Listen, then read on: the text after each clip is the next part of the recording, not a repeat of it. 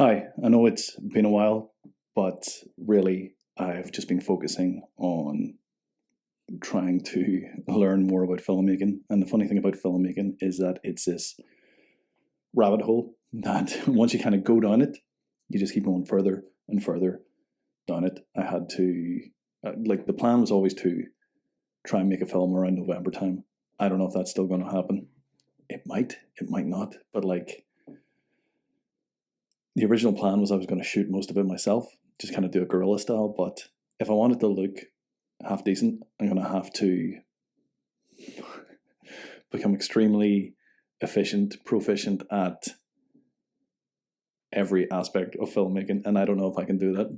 I'm still kind of learning so much about camera and lighting. I'm learning about camera that almost the camera that you use and the lenses you use aren't really that important, but what's more important is the lighting.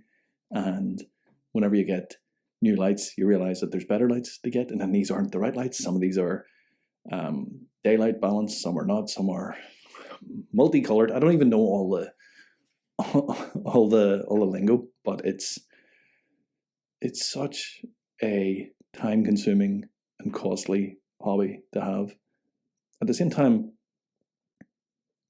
I love it. I still love filmmaking. I still love putting images together.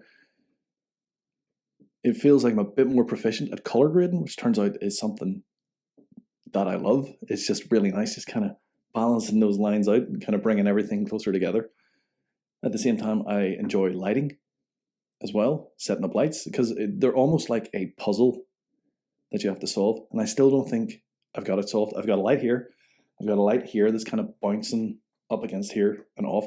I don't know if that's any good. I don't know if they're the right colors. This one seems warmer than this one, which seems really cold. And then I've got this wee backlight here. I don't even know if that's making any difference, but it's fun trying to discover what works, what doesn't. I got a microphone hooked up to that camera. I don't think it's probably not picking up anything, but it's just there as a reference. I've had that for years, and it always said needs phantom power, and for years I have not had a clue what phantom power was, but I think it's working, and I don't even know if the microphone's any good, so I'm using this as well. I also bought a Zoom, like a lavalier and all this, and sound design is something that I'm going to have to learn about, but I have no interest in sound design. And I don't even know if this is in focus. I've kind of roughly got it in focus. I've been learning about all the different lenses. It still is probably the best multi-purpose lens. It's a 24mm EFS lens by Canon, and I've learned that if I shoot on the lens that I'm shooting on right now, which is a 50mm, it looks nicer. It looks closer to the human eye, so faces look better on it. But this kind of distorts the face. Because in some of my favorite books on filmmaking, like David Mamet on directing film, he talks about it doesn't matter where you put the camera, just put it over there. It's kind of it's him being, I'm going to put this down. It's kind of him being glib and flippant, as is his style. But he, not that I know any better, but he's wrong. Because there's something, it's funny, the more you kind of learn about filmmaking, the more you kind of realize what doesn't work and how there is a language to film. And if you start breaking it up or start changing it or messing around with it, pardon me, if you start messing around with that language, your whole story almost doesn't hold together. For example, you may have noticed that there are some film, a lot of films now seem to be shot in almost medium to close up, and I don't like that. I kind of call it it's not great, because I always think you need a big hefty wide shot. I like Sergio Leone films. I like how he uses the extreme close up, and contrast it with these big super wide shots. And I think those kind of shots are important because, again, it's for that contrast and pacing. So much comes down to contrast and pacing. Excuse me if I am rambling. It's been a while since I've done one of these filmmaking journals. I gave up on that pretty quickly, actually, so I might bounce from subject to subject, and this is going to be pretty free form. I don't know how much I'm going to edit this, but we'll see how we get on. It's been a while since I've like done anything in front of the camera or anything creative in general. But learning about filmmaking, I think everything kind of comes down to contrast and pacing. You need to kind of vary things up. You need to have it paced in a way that doesn't tire out or exhaust or bore the audience. Like, I'm going to say something that's maybe quite sacrilegious. Like, I'm not a big fan of The Exorcist. I always think or in general, in horror, I always think the first half of the horror is great. And that is because there's always that suspense. I think very few films, horror in particular, are able to maintain that suspense the whole way through to the end. And that is because they have to show the monster. Like that. They have to show the monster. And I think Alien is a great example of a film that maintains the suspense and the horror and the terror the whole way through to the end, because you don't see the creature that close up. And that comes down to the pacing and how they use the camera, how they use a lot of close-ups, a lot of dark hallways. But it needs that, again, to get back to the contrast and pacing point, it varies it up. It varies the tone up. It has these long atmospheric shots of going through the corridor, just kind of almost like mood tone pieces. I'm getting really far off track. This feels more like a therapy session than anything. I'm just practicing with the lighting setups. I know I've said that before, but I'm just going to say that again. And I don't even know. Oh, that looks really quiet. I hope that's still recording. We'll find out.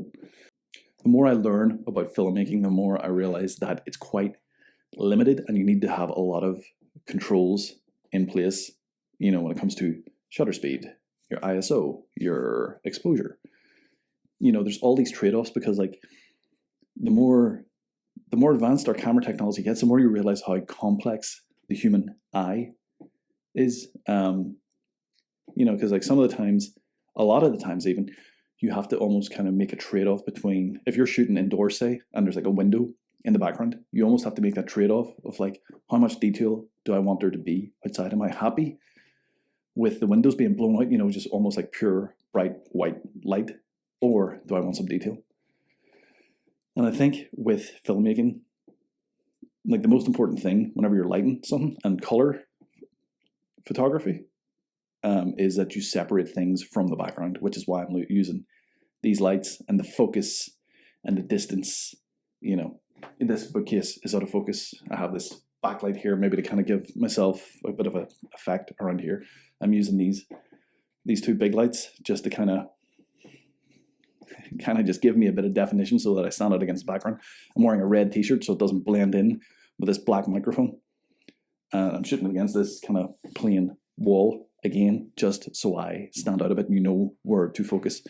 It's so funny, you put all this effort and all this thinking as a filmmaker into stuff that you hope people don't notice. And it's so funny. It seems like the more I'm learning, the more I'm like, good God, I knew nothing. I knew nothing about filmmaking. Each week I'm like, how could I be so naive? Looking back, I made a film 10 years ago, and over 10 years ago, jeez Louise. And it's totally amateur. It was shot on camcorder, on mini DV, and I think we had maybe one light, and I don't even think we used it half the time. Because I just didn't know any better. And a lot of cinematography could be down to just fashion and taste of the time. I always think it's kind of funny if you look back at James Bond films, because they always kind of reflect, what's in fashion, what's, what people are. It's like the pop music of, it's the pop music of films, basically, with James Bond. And if you go back to even Timothy Dalton, I tried to watch The Living Daylights and I couldn't really get through it, but even the cinematography in that, I'm sure everybody did a great job on that, but it's so flat. It's not until it gets to GoldenEye where they actually start putting a bit of style into the photography. You know, they actually start using lighting in a way to dramatically enhance the scenes. Everything, there was Man with the Golden Gun, and I was kind of just skimming through it, and I forget why. I can't remember why. Oh, because I wanted to see the stunt where they do the corkscrew, and then they like it's a great stunt, but then they ruin it with it. So I was skimming through it to watch that, and then, but like the rest of it is shot like it's so flat, and now it's one of those things that you can't unnotice. And I'm sure my lighting here is pretty flat. One thing I've noticed is that in like dramas, not so much comedies, but like in dramas, you know, whatever side the light is on, you film. So the light's over here, so you film from this side to give it that dramatic. You want that kind of shadow on this side of the face. And again, that just goes to show that you're almost like, the more you know about film, the more limited you realize that it is. You know, if you shoot a film and there's a big glass window, well, then you have to put the camera on the other side. You know, so if the people are standing against the window and the window's here, you have to put the camera somewhere along this axis. Yeah, and it's weird. It's weird. You think you kind of understand how things work, but then everything's a rabbit hole. You know, how much research is too much research? Really, we're all just kind of looking when it comes to research, when it comes to trying to find things out. You basically research until you find something that you agree with, and I kind of think that's the same with filmmaking, because my whole intention was to like make a film in November, and I was going to shoot it all myself, and I was going to be in it. How naive, how naive is that? I don't think I could do it on my own. Like, I had to get my fiance to, you know, work the focus on this. And even still, I'm not too sure. Maybe I think I've adjusted the camera, so this might be completely out of focus. This might look terrible, but it's one of those things. You realize that you actually need more people, you know? Because like I always, again, sorry, I'll probably wrap this up soon enough, but like, I remember watching like the making of The Shining that was shot by like Kubrick's daughter, Vivian Kubrick, and I was like, that's kind of what I want. Because it was like, it would just only seem to be like 5 people, and Jack Nicholson and Shelley Duvall and the wee kid on this big set, and you're just kind of like planning stuff out, and you're going, yeah, let's do that, you know. But like, you need so many more people. You know, you need a sound recorder. You need someone to help out with the lights. This is the thing. I just don't get lights. I don't get lights. It's one of those things like I feel like I want to crack. I keep looking into that light and it keeps blinding me. It's so bright, but even though it's so bright up there and it's blinding, it's properly blinding, it's giving me like purple spots. On that camera, it's, you know, it doesn't show up that well because again, the human eye is just so much more sensitive. But yeah, and I got like, so that camera's new. So it's a Canon C100 Mark II, and it's fantastic. It only shoots a 1080 HD image. It's a 4K sensor, but I don't get the technical jargon. But it's pretty. I know it's pretty. Like, it's a good, nice, crisp, clean image, provided that you light it well and you white balance it well. I don't know if I've got it on auto settings, full disclosure, but it's got inbuilt ND filters, and it's just I've still been kind of practicing with it. I love it in that, like, where is it?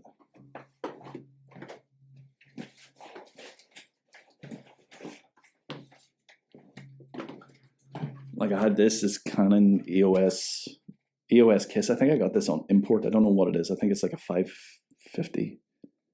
It's a 500D or something like that. It shoots a video. I've had this for years. Only recently I've started kind of working out how to use it properly, and only realized, you know, I've started shooting with RAW. I'm such an amateur. Like, the more you know, the more you realize you don't know. It's like that Dunning-Kruger effect. The more I find out about filmmaking and how it's done, it's not even amazing that anything gets made. It's amazing that anything is, you know, good. And it's even more rare that things are amazing. So, yeah, I haven't been working on my script. I lost total interest in it. It just didn't have any stakes. It was about a stand-up, and basically it was a thinly veiled kind of semi-autobiography. But that's the thing. I'm not interested in talking about me. That's what I like about stories. That's what I like about fiction, is that you get to express yourself through like a metaphor. You know, the film is always like a metaphor. You're always the hero in the film, whether you realize it or not. And I just think if you do realize it, it makes it, I don't know if it makes it better, but that was the whole thing. Hold on, I'm going to put this down.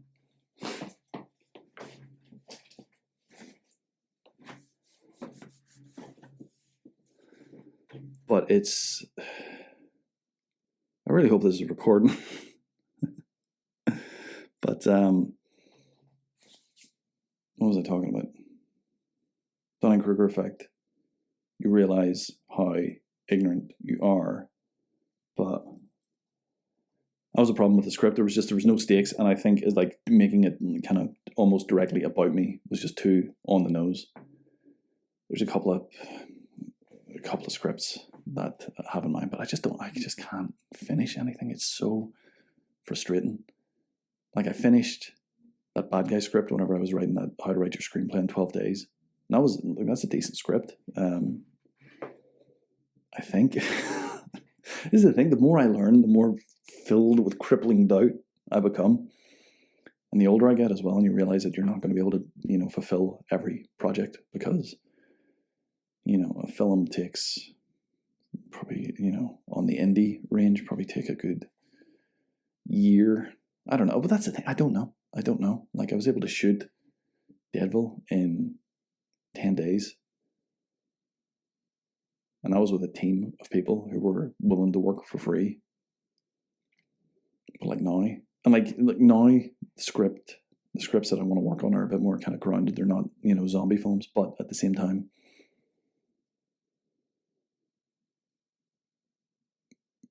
I want it to look better. I want it to feel more like a film. I want to do like a half decent color grade. I want it to sound good. I want you to be able to hear stuff, because Deadville had some real sound problems, and that was just down to me not preparing and just kind of saying it'll be all right on the day. But really, like, you can look at a bad image, but you can't listen to a bad sound. But we'll see how it goes. It's nice to kind of just practice with all this gear I've got. I think lights are probably very important. And as for sound, I don't know. It's one of those things. I don't know about sound. I just don't have an interest in sound in the same way that I have an interest in lights, cameras, and lenses. Maybe make a silent film, Kieran. Maybe. That would be the dream, to make a silent film. But yeah, anyway, so there we go. That's a wee practice. It's a wee update. There's not really much to update. It's just, this is the thing about, see, winter, it's too depressing to work, and then when you get to summer, it's too hot to work. So you gotta like squeeze as much work out as you can in spring and autumn. That's how it is for me. I don't know what it's like for you, but yeah. Anyway, hope you're well. Hope. Ooh. That's a good thing about LED lights. Like, whenever I went to film studies, or whenever I was doing film studies, they had these old halogen lights, and you need to be so careful. If you even slightly tap them, they would like explode. But these LEDs are quite bright, but they're cool the whole time. Again, technology, isn't it marvelous? I sound like such an old fuddy-duddy, because I am an old fuddy-duddy. But there we go. Right, I'll do.